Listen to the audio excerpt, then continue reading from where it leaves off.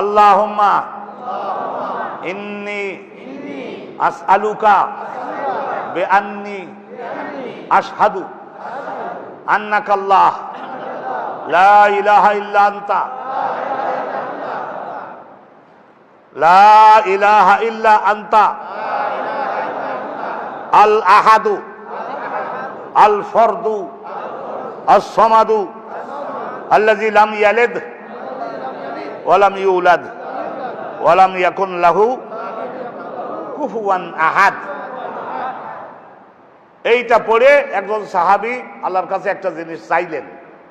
রাসূলুল্লাহ কাছে দাঁড়িয়ে ছিলেন, নবী শুনলেন, মুস্কি হাসলেন এবং বললেন যে কি করে শিখলো আল্লাহ আমার এই সাহাবী।